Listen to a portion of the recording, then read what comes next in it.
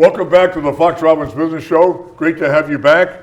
The Fox Robbins Show, it's all about developing your best business ideas. And I'm the co-host of the show. I'm Bill Fox, but the other co-host is none other than the multifarious and the perceptive and perspicacious Coach Robbins. I'm perspiring again? I didn't know that. Coach, we've got a topic today, 11 easy ways to destroy your company.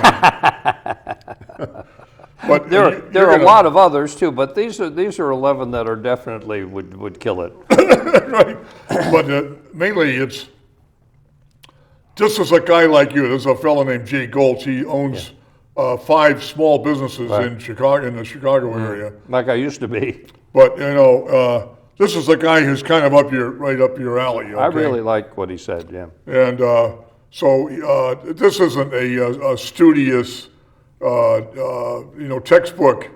It's not a white paper written by some PhD professor. Not that I'm knocking us. It's somebody that's on the ground in the trenches, right. And I thought it was great. And funny too. 11 easy ways to destroy your business. If that's what you're really trying to do, boy, go ahead and do some of these things. Well, if you don't think this is ground level stuff, then the very first issue that he brings up is the lowly extension cord. Yeah. My God, somebody got one of his employees got cold feet. Literally. Yes. Got a space heater under the desk. Didn't unplug it at night. No, left it running. Thermostat on high. Thermostat on high. Right, lit the drawer on fire. Place Sparks coming because you had an extension cord. Then you had the 3-way adapter. Yeah. Then you had 3 3-way adapters in that. Then you had 9 extension cords running to all the heaters under everybody's, if it's winter. Yeah. In the summertime, of course, they didn't have the heaters running on that mess. Right. They had all the fans running, which is just as bad. And, the next thing you do, you get a call at 3 o'clock in the morning, your fire alarm went off. That's what he said. He said last night, while you were sleeping, your entire business burned down. Yeah, right to the ground. There went your brilliant marketing plan and your 3-year projection. Right out the window. The thing is, I wanted to bring this to your attention because I think he's talking about an extension cord, but what he's talking about is details. Right. If you're a business owner, you better beware of the details too, of what's going on in your shop. The devil's in the details. Yeah. What he's saying is that, you've got to be aware. Yeah, and, absolutely. Okay, this is a minor item. Yeah, that's a good fun one to start off with, right? But he steps up to, Coach, you got to tell us about this, but he steps up to a much bigger issue. This is huge. I don't know, is there anything bigger than your business burning down? Well, No, this is. But this is a big one. He wants us to talk about bad receivables. He says, you're a small business. You got a small business. You got a wonderful customer, but he or she, that bigger business has got 80% of your revenue. Maybe. This happens all the time. Sure. And he's saying, hey, big guys go broke too. Yeah. You know who's going broke right now? Sears. Yeah. Macy. Yeah. You're selling to them. Mm-hmm. Bad things happen to good people. Yeah, they're fine. The 80-20 rule is, beware of having 80% of your business with 20% of the people out there. As a starting up a business and making a business successful, you have to know about balancing and not having all of your revenue coming from just one or two people. Well, yeah, that's certainly an issue because that puts you at a high risk. I never like to have more than 10% of my business with any one customer. But bad receivables happen across the board, not just with your biggest customers. Mm-hmm. And what I've always said is if you don't collect your money, congratulations, you just made a wonderful donation to somebody else's business. Yeah. Because until you collect your money, you have not completed the sales cycle.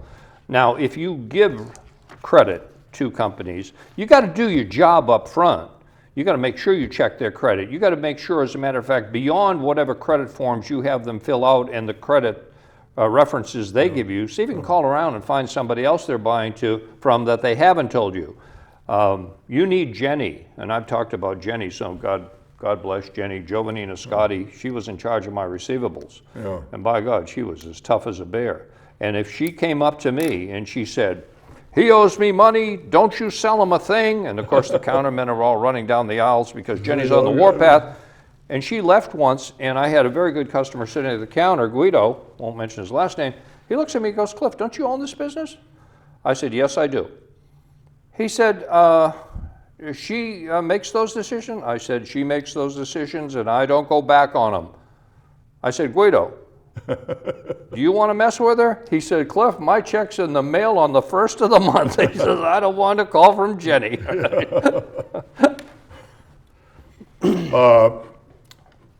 Next thing that Jay Goltz brings up is interviewing. This is, getting new people into the business.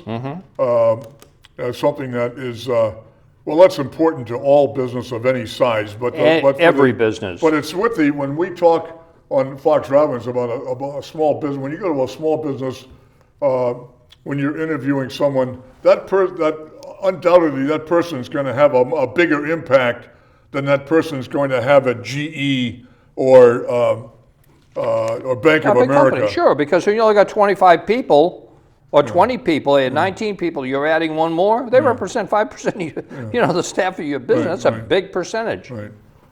And interviewing, Jay Goltz wants to say that this is part art, part science. Yes, it is.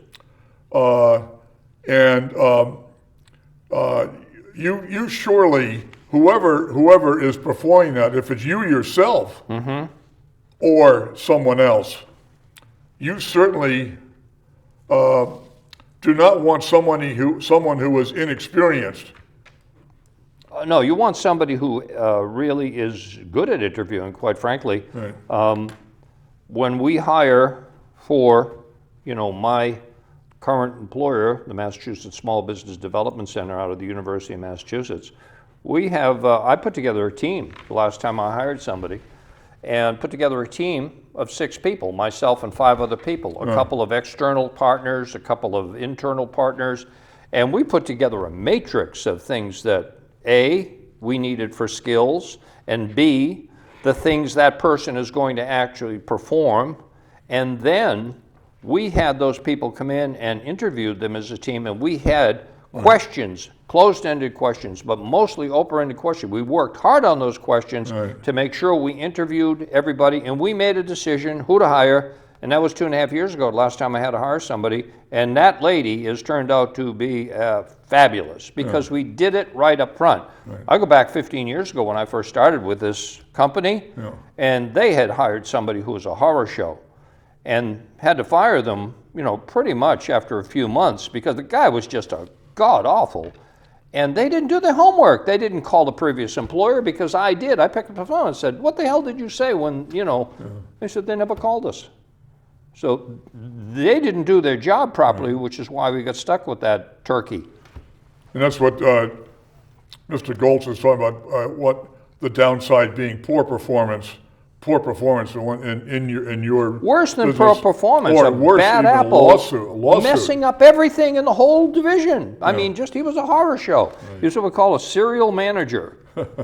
I almost pulled him across the desk and punched him in the face. I was so mad at him. I was going to go to jail. I was that angry at him. That brings us to point 4 that Mr. Goltz is making, is hiring without background check. And you just mentioned that a minute ago. Do your job. As Mr. Belichick says, do your job, do your background checks. Yeah. Make the calls, take the time. As a matter of fact, I say go even further because I called some other people that were not listed on her form, her application, and a couple of them said, "Oh yeah, I know her, she's fabulous." Great. And I called all 3 references she gave, and they all said she's fabulous. And guess what? She's fabulous. But the author, Mr. Goltz, has said that for the small businessman right now, that out there are there are some bad people. There are a lot of bad people. And looking for jobs. Mm-hmm. And even with a background, even if you're doing a so-called background check, that there's no guarantees. I mean, you can still have problems. Absolutely, you could. Yeah, absolutely. It's also the background check. If you're doing that, if you're interviewing and hiring people, and you do the background check, that now in itself is a little bit of a problem. Mm-hmm. I mean, there's certain things you can ask and things you don't have to ask. Well, that's in the interview. In the face-to-face interview. You got to be very, very careful, and you need to understand. You can't ask people their age. No. I meant when I call you and ask you about, Joe Blow. Oh yeah, no, it's the same thing. You're the past employer, and I'm Yes. calling you and say, "Hey, Cliff, what about that person?" Yeah. You're not gonna be maybe all that forthcoming because you're. If you call and they say, you know what, I really am not at liberty to discuss it right now, and they hang up, that they're afraid to get themselves in trouble if they tell you that person stunk. If you get a call, if you make a call, and that person doesn't want to talk to you about that person, I'll tell you something, there's a problem there. There's a problem. I've heard it, by the way, I've heard it many, many times in the past. They don't want to get involved If with a I call lawsuit. you and I say, Cliff, I know this is tricky, but I'm interviewing, Joe Blow, and I wonder, and it's on his resume that he worked for you. Yeah. Can I ask you, would you hire this person again? Mm-hmm.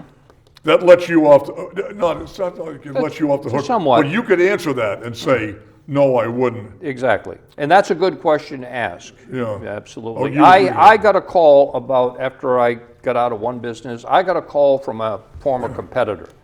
And he said, I think I'm going to hire Jay. He said, would you give me a recommendation for him? What I said to him is, I said, here's what you do. You hire him, you keep him for 3 months. At the end of the 3 months, if you want to get rid of him, you let me know. I'll write you a check for everything you paid him. Okay, if you want to get rid of him. Yeah. That's important. I said, but here's the other part of the deal. If you keep him, you got to send me a check for $1,000. And David said, okay, that's a pretty good recommendation, no deal, and he hung up. That was 20 years ago. I believe the kid's still at that company. He's a great kid. I don't know what, I'm not actually sure, the author, Jay Goltz, is bringing up point number 5, which is vehicles. Yeah. I don't know if that pertained to you, but I mean, it's with a lot of small businesses, there may be one or more vehicles, Well, involved. you could have people in their own cars. You could have people in lease cars. You can have people in company cars. Right. You may have trucks on the road, drivers with the trucks. So there's a lot of movement going on, and those are huge issues. That thing is a giant bomb out there if it's not handled properly, and it could have a tremendous effect on your business. By the way, Mr. Goltz does not mention it, but I also wanted to bring it up to you, is that another issue about having vehicles operating on behalf of your company, and especially with your company name on the side of it, is little things that maybe you're not thinking about, like cleanliness, or it's dented or beaten up, or the lights don't work, or the paint is faded and scratched. It's dirty. Yeah. Did you got to think about that? That's representing your company. That's right. And it looks like heck. And that's what the image it gives your company. Heck. And that's why on a lot of vehicles it says, "Am I driving well?" or what? Yeah, right. Yeah. Call this number. Yeah. Yeah, but that doesn't work because I've had people with that. I've had drivers cut me off. I know. But I didn't make the phone call. Nobody does. I don't know. Anyway, vehicles. They're Don't huge just issue. Have a vehicle out there without paying any attention. Not only who's driving it, but what does it look like? It is a huge potential liability for a company. Like I say, company car, personal car being used for business purposes, a truck, whatever. It's something you got to pay attention to. And he's also bringing up, he says vehicles again, underinflated tires. Dangerous. Well, and preventative. What about preventative maintenance? Or are you the business owner who says that the heck with it, drive it till it breaks? I'm not that stupid. A vehicle is just another tool. That's like saying, gee, I have a printing press, I'm in the printing business, I'll just run it till it breaks, then I'll fix it. Right. No. Regular maintenance, and you can avoid all, if it's an important tool and the vehicle can be, then you maintain it even more properly. Right. Okay. And vehicles, again, point 7 is vehicles. Again, we're getting a lot of vehicles going on. Oh, they're a here. big issue. But he says today, it's part of today's routine is texting. Mm-hmm. Well, talking, talking or It doesn't matter. Texting, of course, you're looking at the phone, talking, even there, you're on the phone. Right. And it's not good. That the Against the law, first of all. Now he's making a point that I wanted to make. That vehicle represents your company, Correct. like it or not. That's Correct. what somebody out there sees. That's right. And you say, wait a minute, I've got the greatest products, I got the pricing, I've got everything, I got a wonderful business, but that vehicle looks like heck. Right. Fix it. And a buyer, it's also it can be a silent bullet in your head because a buyer just decided not to come and see you, right, because your representative out there looks like holy heck. I agree. Drinking. What about drinking? What about drugs? Drugs are a big issue, and of course, alcohol is always a problem. And of course, with marijuana, smoking a cigarette, your truck driver. Right. Not in my vehicles. Right. First time I catch you, you're gone. And here, cleanliness. He now brings up cleanliness. We know but cleanliness. it's also it's a big issue. the person, your employee also. Just like your is your people. employee, have jeans down around his knees. I know. Or They all represent the company, and they've got to represent the company properly. Right. I agree. Okay. Now, item number 8, insurance. Yep. And what he wants to talk about here as a business owner is Jay Goltz would say, I asked my insurance broker what the 3 biggest small business insurance failures are. Yeah. And the insurance person told him, and I have to ask you about this, underestimating insurance to the value, for instance, your building, your inventory, your tools, your vehicles, you try to shave it by get the insurance premium down. Yeah. That's the first thing on your mind, is to get the insurance premium down so you understate value, and then later on you have an insurable accident, and you haven't got enough coverage. And you didn't buy enough insurance. You got to buy the right. There's insurances you need. There's insurances you should have, and there's insurances that are nice to have. But when it comes to fire insurance covering your inventory, if you've got $500,000 worth of inventory, you're just going to carry $200,000 worth of insurance. Great. Then you're self-insuring $300,000 if the whole thing burns down. Right. Good luck.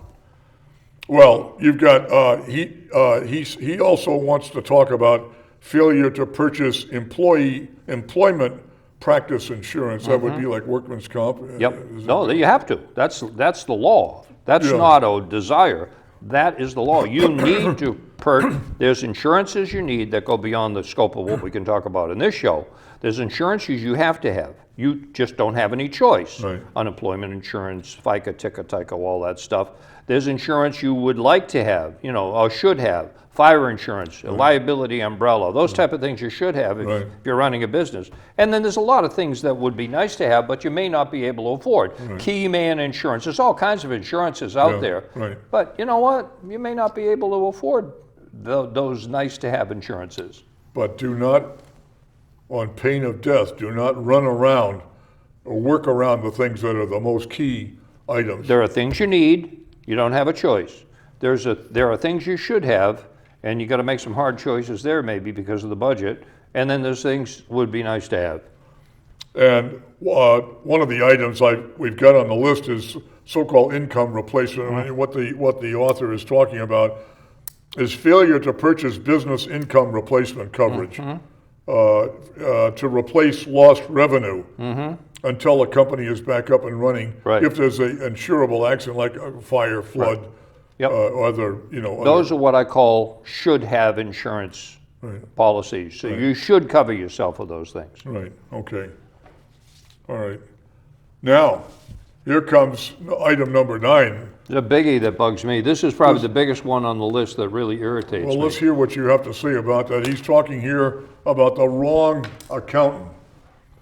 And item number 1 is shop around. I think that a small business person, and you counsel so many of those. How many people have you counseled? What's your count up to now? It's almost to 3,000. Yeah, that's over a 10-year period. That comes right out of our database, our customer relay. Right. Last count, which was months ago, I believe, was 2,944. Okay. Well, I'm making a point here. You talk to a lot of people. Lots. If all those people that you talk to, if they were all surveyed, I'll bet you that a large portion of those do not think about and do not execute on shopping around to find, instead of having an uncle, a brother, a neighbor, a drinking buddy, a golf friend, say, get so-and-so, Joe Blow as my file my accountant. tax returns. Do not shop around. Am I right about that? That you have a lot of people, business owners, who do not? They don't know what they don't know, okay? And, I tell them, what were your sales last year? Oh, I don't know. Well, did you make money last year? Well, I did my taxes, I forget, What the hell are you doing? You're not running your business, it's running you. You should have financial statements every month. You need a cash flow pro forma to understand where your cash is going, because I mentioned cash before. Have I not? Ad infinitum. Yeah. P&L, how'd I do last month? A balance sheet, did my assets go up or down? What's going on with my business? You can't manage what you don't measure. Unfortunately, people use their accountant to file their tax returns at the end of the year, and that's the only contact they have with them. And they're busy as hell this time of year, and all they do is send you the papers, you sign them, send a check or get a check, and that's all you're doing. That's not going to help you. We need to work, small business people have to work closely with their accounting people so they understand what's going on in their business in real time, not at the end of the year or not 5 years later when they're so deep in a hole there's no saving them. Yeah.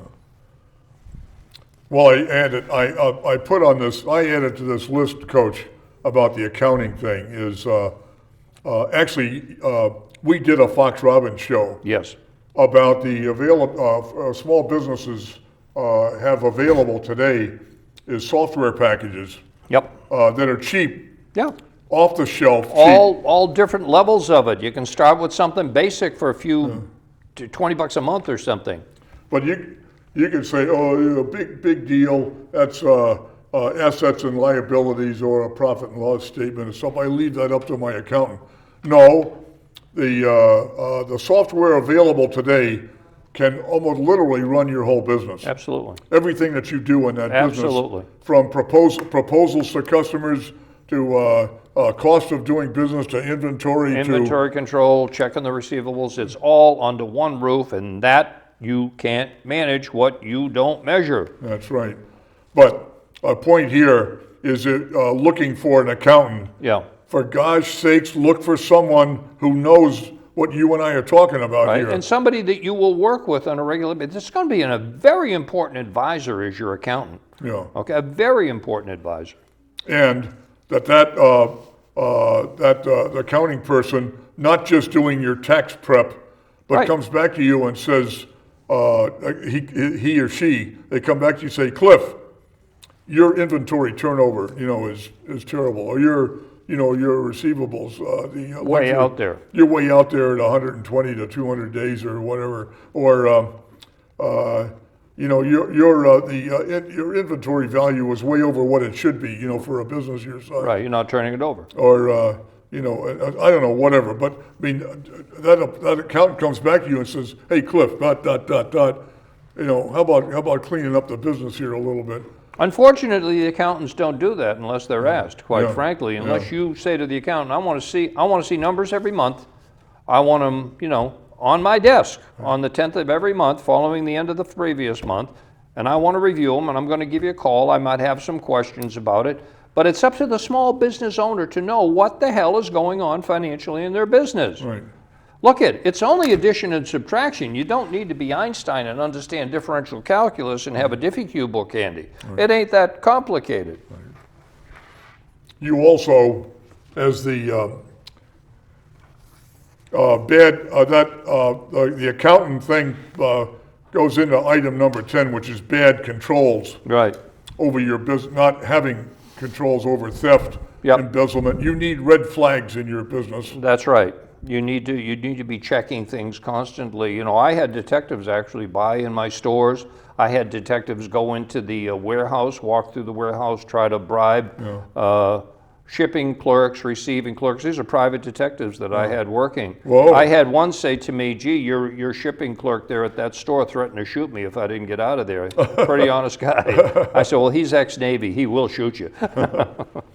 The item 11 from Jay Goltz is bad or make that stupid company policies. Yep. He says, first of all, have policies. Well, yeah. Second, it would be nice to have a few. I mean, you don't have to overdo it, right. But you should have internal policies and procedures that your employees, it doesn't have to be that complicated. It doesn't have to be a thick book of policies and procedures, but people should know where are the guardrails, you know? Okay.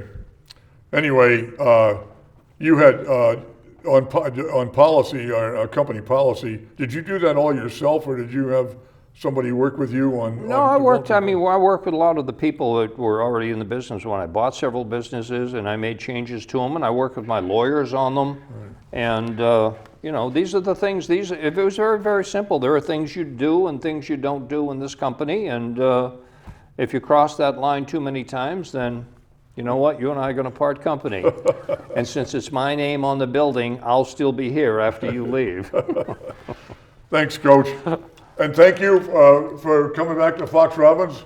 And if you would like, please feel free to send any comments or suggestions, ideas, questions, or otherwise to foxrobbins@gmail.com.